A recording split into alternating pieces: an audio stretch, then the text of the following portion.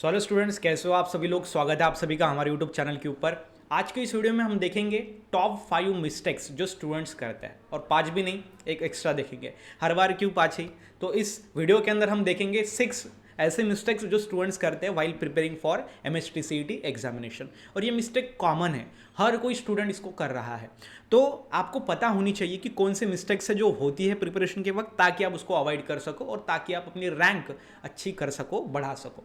तो देखो, सबसे पहले जो मिस्टेक हम देखते हैं वो होती है कि डायरेक्ट MCQ प्रैक्टिस की। ठीक है, बहुत सारे स्टूडेंट कहते हैं कि सर MCQ की प्रैक्टिस ले लो, MCQ की प्रैक्टिस ले लो। लेकिन MCQ की प्रैक्टिस कब करनी चाहिए वो आपको पता होगा। तो वो करनी चाहिए जब आपकी थियरी परफेक्ट होगी तो। ठीक है, सो आपको पता है कि एक पैराग्राफ है जिसके ऊपर सवाल आ रहा है, तो आप सवाल अगर पहले करोगे तो जो पैराग्राफ रीड करना आपके लिए बहुत इंपॉर्टेंट है। फर्स्ट आपकी प्रायोरिटी क्या होनी चाहिए? Paragraph reading. मतलब जो थ्योरी है वो आपको सबसे पहला रीड करना है, और जब थ्योरी आपकी रीड हो जाए उसके बाद आपको MCQ सॉल्व करना चाहिए। लेकिन स्टूडेंट क्या करते हैं, कोई भी एक MCQ का बुक उठा के ले आते हैं। अब कोई भी पब्लिकेशन का, अच्छे सारे पब्लिकेशन के बुक्स होते हैं, तो उसके अंदर MCQ की प्रैक्टिस करने लगता है। अब देखो, उसमें से जो ईजी सवाल है वो आते हैं, लेकिन हार्ड वाले सवाल आते ही नहीं। क्यों? क्योंकि थ्योरी परफेक्ट नहीं है। इसलिए फिर बाद में उनको लगता है कि ये एग्ज़ाम बहुत हार्ड है, ये हमसे नहीं हो पाएगा, या फिर एक निगेटिविटी उनके अंदर आ जाती है। इसलिए आपको क्या करना है, तो सबसे पहले आपकी थ्योरी परफेक्ट करनी है। अगर थ्योरी आपने कर ली ना, तो कितने भी सवाल टाइप के अगर उसके ऊपर आए तो आप इजीली सॉल्व कर सकते हो। So that's why theory is most important. वो बेस है आपका MST-CET एग्जाम का। उसके बाद जो दूसरी मिस्टेक होती है जो स्टूडेंट्स करते हैं वाइल प्रिपेयरिंग फॉर MST-CET, वो होती है बुक रीडिंग के अंदर। सो बुक रीडिंग के अंदर क्या मिस्टेक होती है, तो देखो, आपको MST-CET के लिए line to line book read करना पड़ेगा। एग्जाम्पल के तौर पे बायोलॉजी, केमिस्ट्री और फिजिक्स। ठीक है, तो फिजिक्स केमिस्ट्री में तो मैक्सिमम आपको पढ़ना पड़ेगा, क्योंकि लाइंस में बहुत सारी इंफॉर्मेशन होती है, लाइन टू लाइन आपको पढ़नी पड़ेगी। लेकिन उसके अंदर हम क्या छोड़ते पता है आपको? तो हर एक चैप्टर के अंदर डू यू नो वाले सेक्शंस होते हैं। डू यू नो इसके अंदर पूछा जाता है, रिमेंबर ऐसा सेक्शन होता है जिसके अंदर, और स्क्वायर में एक इंफॉर्मेशन दी होती है। तो बहुत सारे सवाल उस स्क्वायर के इंफॉर्मेशन से आते हैं। अब बायोलॉजी के अंदर कोई भी चैप्टर पकड़ लो, चार पांच आपको वहाँ पे डू यू नो वाले सेक्शन, इंटरेस्टिंग, समथिंग इंटरेस्टिंग, ऐसे सेक्शंस आपको मिलेंगे वहाँ पे, स्क्वायर मिलेंगे। और स्क्वायर में से बहुत अच्छी इंफॉर्मेशन उसके अंदर होती है, और जिसके ऊपर सवाल पूछा जाता है।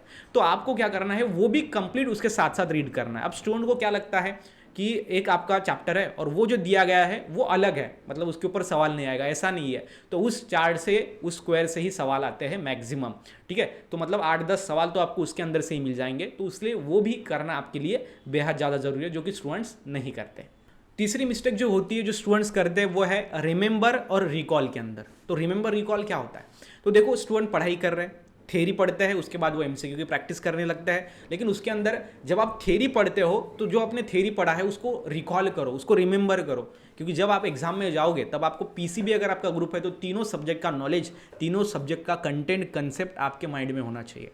तो उसके लिए आपको क्या करना पड़ेगा, रिकॉल एंड रिमेंबर। तो वो मैक्सिमम आप करो, रिकॉल करो चीज़ों को कि चैप्टर फर्स्ट में हमने क्या देखा, चैप्टर सेकंड में हमने क्या देखा, चैप्टर थर्ड में क्या देखा। वो सारी चीज़ों को जब आप रिमेंबर करोगे, रिकॉल करोगे, तब वो आपके माइंड में परफेक्ट बैठेगी और एग्जाम टाइम पे आपको वो याद आएगी। अब जो स्टूडेंट ने क्लास 12 में अच्छा पढ़ाई किया है उनके लिए तो थोड़ा आसान जाएगा, क्योंकि उन्होंने क्लास 12 में अच्छा पढ़ाई किया है और वही CET का सिलेबस है। लेकिन जिसने नहीं पढ़ा उसको थोड़ा एक्स्ट्रा एफर्ट्स करना पड़ेगा, लगाना पड़ेगा, in order to get maximum marks in MST-CET examination.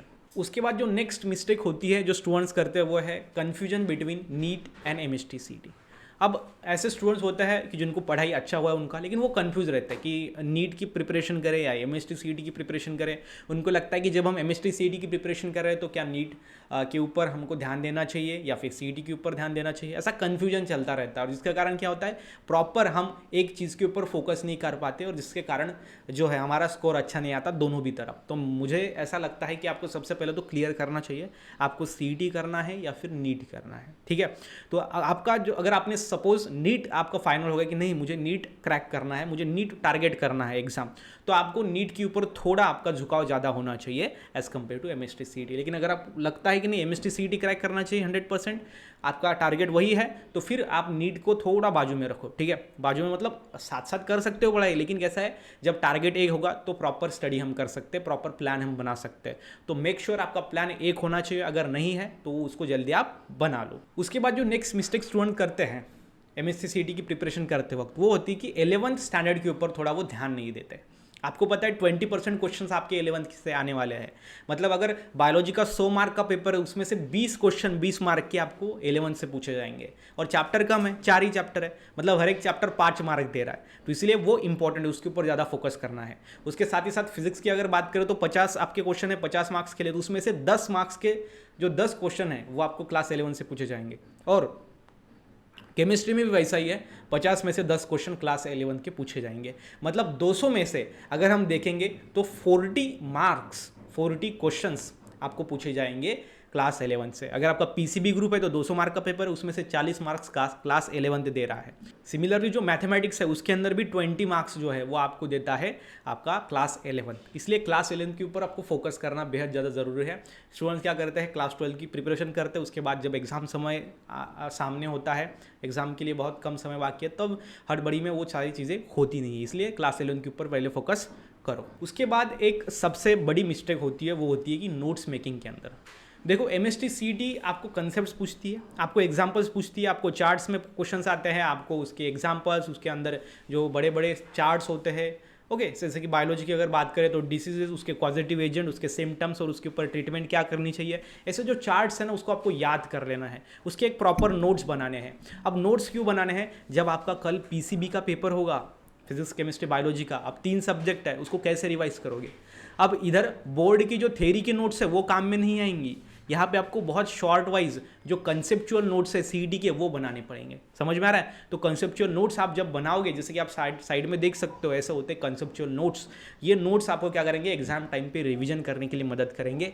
और अगर आपके पास ये है तो आपको लगेगा कि नहीं, मैंने अभी तक एग्ज़ाम में, जब तक मैंने एग्ज़ाम अभी जा रहा हूँ मैं, तो उसके पहले मैंने इतनी प्रिपरेशन करी है और ये इसको मैं रिवाइज कर सकता हूँ। एग्ज़ाम टाइम पे, एग्ज़ाम के दिन आपका माइंड कैसा है, आपका सेट सिचुएशन कैसी है, आपकी माइंड क्या थिंक कर रहा है, उसके ऊपर डिपेंड होता है। अगर नोट्स आपने बना के रखे तो आपको लगेगा कि नहीं, मैंने पढ़ा है, इतना सारा पढ़ा है, इसको रिवाइज करके जाऊंगा, जो होगा वो देख लेंगे। ठीक है, अगर आपने सब कुछ पढ़ा है लेकिन नोट्स ही नहीं है आपके पास, तो आप कैसे रिवाइज करोगे चीज़ों को।